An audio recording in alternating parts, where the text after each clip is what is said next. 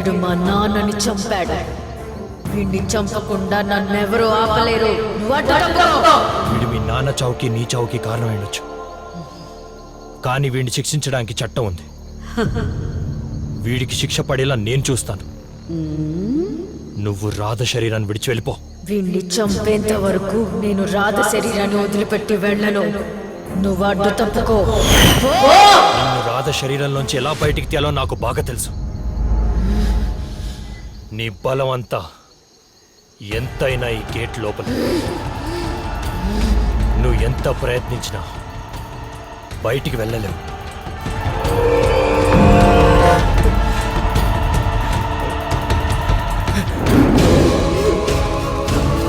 శేఖర్,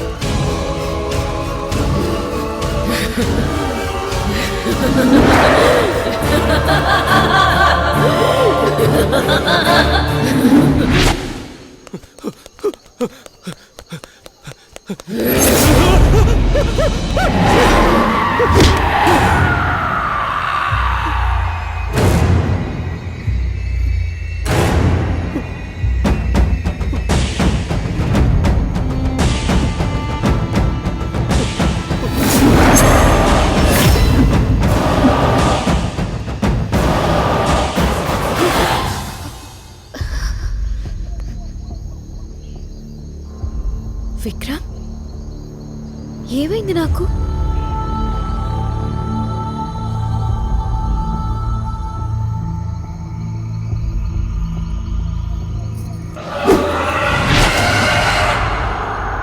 రాధా, నువ్వేం చేస్తున్నావో తెలిసే చేస్తున్నావా? వీడు ప్రమిళ అందమైన జీవితాన్ని నాశనం చేశాడు. ఇలాంటి వాళ్ళకి భూమి మీద బ్రతికే హక్కు లేదు.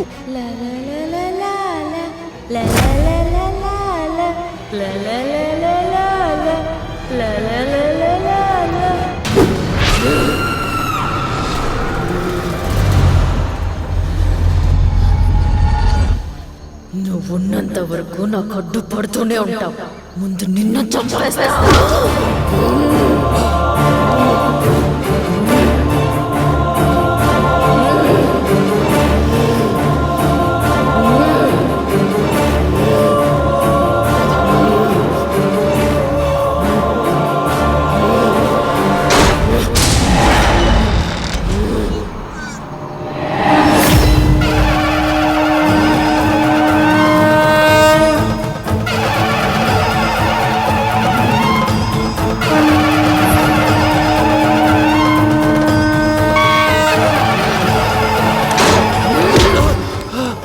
పాపం చేసిన వాడిని కాపాడమని ఆ దేవుడు మిమ్మల్ని ఇక్కడికి పంపించాడా?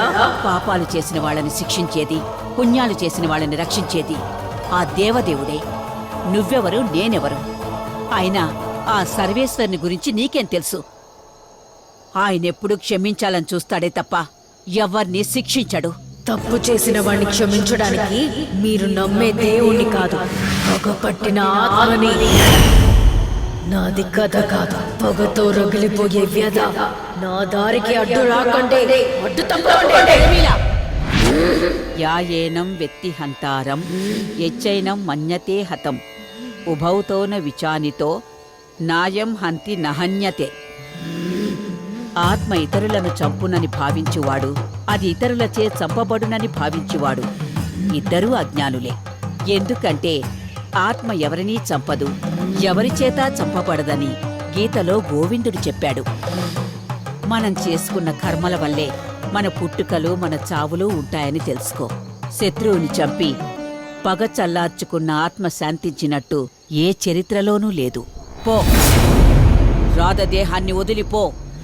నరకానికి ద్వారమైన క్రోధాన్ని వదిలి శాంతిని పొందు. నా పగ తీరితే తప్ప నా ఆత్మ శాంతించదు మాతాజీ. మీ మాటలతో నా పగ చల్లారేది కాదు. నేను వాడిని చంపకుండా రాధదేవిని విడిచిపెట్టను. ప్రమీల, ఆత్మ శాంతిని కోరుకుని పైలోకాలకు వెళ్ళిపోవాలే తప్ప ఇలా అశాంతికి కారణం కాకూడదు. నేను ఇన్నాళ్ళు తపస్సు చేసి శక్తిని సంపాదించుకుంది నీకు భయపడడానికి కాదు మాతాజీ, వాడిని చంపడానికి.